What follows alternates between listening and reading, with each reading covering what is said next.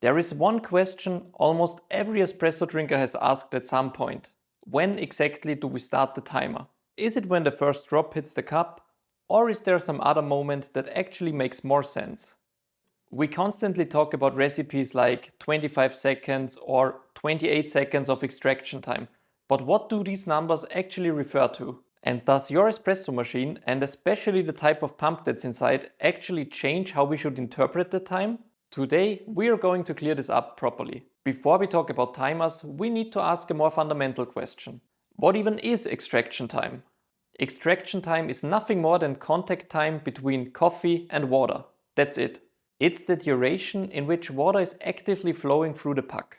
So logically, the timer should start when water begins interacting with the coffee. So not when the first drop appears and not when your scale detects liquid, but when water reaches the coffee bed. And for most espresso machines, that moment is very close to the point when you press the brew button, lift or move the lever. But, and this is important, not always exactly. Some machines have a small delay between pressing the button and water actually flowing. So it can happen that you press the brew button on an espresso machine and nothing happens for a second or two or even up to 4 seconds, depending on your system. This delay can, for example, come from a slow ramp up of the pump or from some pre-infusion settings. If your machine has that delay, your total extraction time technically includes a short dead time before water reaches the coffee bed. So what should you do? The easiest and most consistent approach is start the timer when you activate the shot, always, and then learn your machine. If you know that your machine has a 2-second delay before water actually reaches the coffee, mentally factor that in. Now let's talk about the most common alternative, starting the timer when the first drop appears. At first glance, that sounds logical. The coffee is coming out, so the extraction must be happening, right? Not exactly. The first drop appears only after water has already traveled through the puck, extracted compounds and built enough pressure to exit the portafilter. So extraction has already been happening for several seconds before you see anything. If you start timing at first drip, you are ignoring a part of the extraction process. That's why many barista and roasters prefer to start the timer when they activate the pump, because it just gives you a more complete measure of total contact time and it's easier to replicate. Now it gets interesting, because not all espresso machines build pressure in the same way. Most home machines use a vibration pump. Many or most commercial machines use a rotary pump. A rotary pump builds pressure very quickly and almost immediate. Once water reaches the puck, pressure stabilizes almost immediately. A vibration pump, on the other hand, ramps up more gradually and it takes a few seconds longer to reach full pressure. That difference might sound minor, but it actually changes how your shot develops. If a recipe from a roastery says 25 seconds, there is a good chance they developed that recipe on a commercial machine with a rotary pump.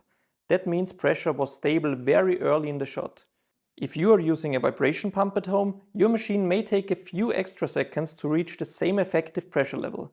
In practice, that often means that your shot might taste the best at 27 or 28 seconds instead of the 25 seconds that it says on the package. So if your shots consistently taste better if you let them run a few seconds longer than the recipe suggests, that doesn't mean you are doing it wrong. It may just reflect the mechanics of your machine.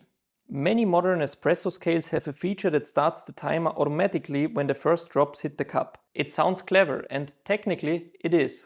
But for me personally, it's not the most useful reference point when dialing in my shots. And now I'm gonna tell you why. Because the moment the first drop appears can vary depending on many factors: grind size, dose, coffee freshness, pre-infusion and machine behavior. If you're using the first drop as your timing reference, you are introducing another variable into your workflow. Instead, starting manually when you activate the pump removes that uncertainty. That said, the time to first drip can still be very useful. Even though I don't use the first drop to start my timer, I still pay attention to it. If the first drop appears after 4 seconds, that tells me something. If it appears after 10 seconds, that tells me something very different. It can indicate whether the grind is too coarse, the puck is channeling, the coffee is flowing too fast, or the resistance is just too high. Over time, you develop a sense of your machine's rhythm, so you will know what normal looks like. And sometimes, just watching the first few seconds of a shot can tell you whether it's landing in that sweet spot before it even finishes.